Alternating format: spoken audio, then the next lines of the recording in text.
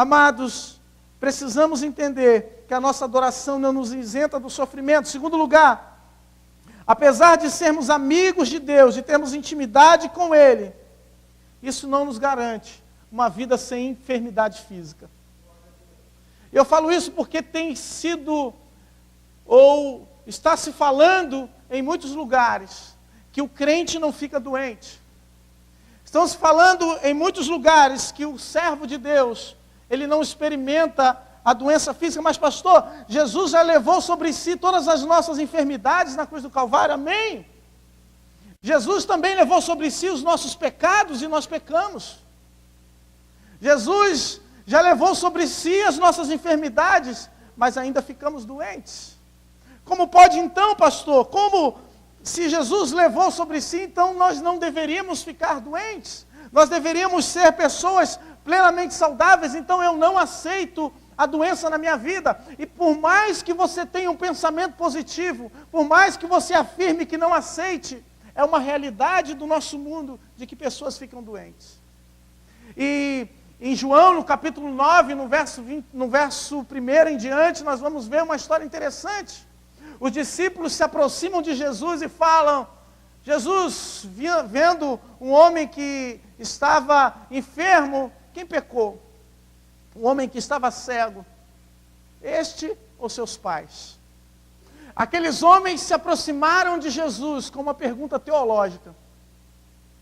Eles estavam querendo saber, porque os judeus acreditavam que se alguém estava doente, é porque ou a pessoa ou seus pais haviam pecado, mostrando que Deus estava condenando aquela pessoa por ter pecado ou pelos seus descendentes terem pecado. Jesus então tira o foco da teologia e mostra que muito mais do que uma letra escrita, muito mais do que uma ideia, muito mais do que uma ideologia, o Evangelho é para nós, é para pessoas, é para seres humanos. Que Deus se importa muito mais com você do que você imagina.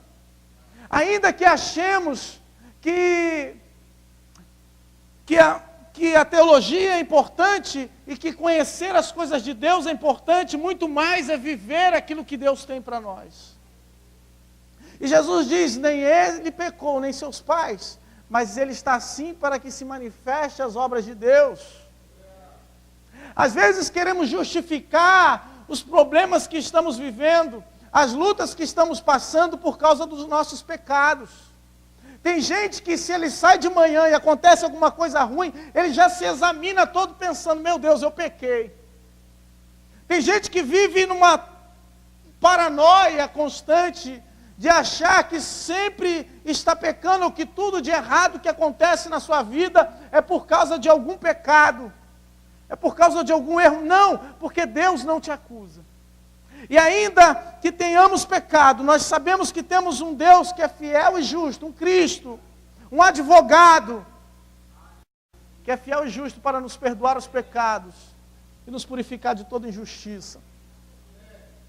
Ele nos dá essa liberdade, Ele nos dá esse livre acesso.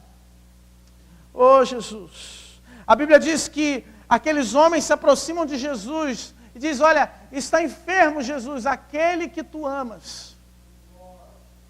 Apesar de você ser amado por Deus, Lázaro era amado por Jesus e ficou enfermo. O fato de você ter enfermidade física não muda o sentimento que Deus sente por você. Não muda o amor de Deus pela sua vida. É claro, queridos, que a Bíblia diz que o salário do pecado é a morte. Romanos 3:23. Mas o dom gratuito de Deus é a vida eterna. Então, queridos, se nós nos alimentarmos de forma inadequada, nós vamos colher consequências no nosso corpo. Se nós tivermos uma vida que de alguma forma nos prejudique pessoalmente, nós vamos colher consequências, vão ser geradas sobre nós enfermidades, consequências do nosso pecado, consequência da nossa atitude, consequência da nossa forma, da nossa maneira de viver. Entretanto, Deus não é um Deus que escolhe pessoas para derramar juízo sobre elas, simplesmente porque elas pecaram. A Bíblia é clara quando diz que às vezes, que em algum momento, o que estamos passando é simplesmente para mostrar a glória de Deus. E talvez seja isso que muitos crentes não estão entendendo, que as suas enfermidades, as suas lutas, às vezes não são por causa dos seus pecados, por causa dos seus erros, porque todos nós precisamos de arrependimento. Eu não estou dizendo aqui que não devemos nos arrepender, devemos todos os dias. Mas que, algumas vezes, o que estamos passando é para que Deus glorifique na nossa vida o seu nome. O que estamos vivendo, talvez seja para que Deus possa glorificar o nome dEle na nossa vida. Às vezes na nossa enfermidade, na nossa ausência, na nossa morte, para que Deus seja glorificado. Não creia, querido, naqueles que dizem que você não fica doente. Não acredite nessas teologias que dizem que você, ou que nos reduzem a pessoas que em nenhum momento devem ficar doentes, ou que se você está doente é porque você tem pecado. Não acredite nisso, porque o apóstolo Paulo, que era crente, o apóstolo Paulo que era fiel, o apóstolo Paulo que trouxe para nós, inclusive, as suas cartas, que hoje nos abençoam tanto, a Bíblia vai dizer que ele sofreu, que foi esbofeteado por um mensageiro de Satanás. E assim, mesmo assim, era servo de Deus, era homem de Deus. A Bíblia diz que, em algum momento, o apóstolo Paulo ficou sem enxergar, mesmo assim, era servo de Deus. Queridos, o fato de termos enfermidades não nos diminui como servos de Deus, não nos diminui como filhos e filhas de Deus. Você não é menos amado por Deus por ter uma enfermidade, você não é menos escolhido por Deus por causa delas. Em terceiro lugar, para darmos continuidade, apesar do nosso Deus ser soberano e parecer que não está agindo, a realidade é que Ele se importa conosco e na hora certa vai agir em nosso favor. Apesar de parecer que nada está acontecendo na nossa vida, apesar de olharmos em volta e parecer que não tem saída, apesar de olharmos ao nosso redor e parecer que Deus não está agindo, de não enxergarmos Deus, em algum momento, Ele vai se levantar, Ele vai se estender o cetro ao nosso favor, Ele vai estender a sua mão sobre a nossa vida, e vai nos abençoar. Vai ser o momento em que Deus vai se voltar para nós, e vai ter a autoridade, porque só Ele é concedida, de dizer, vem para fora.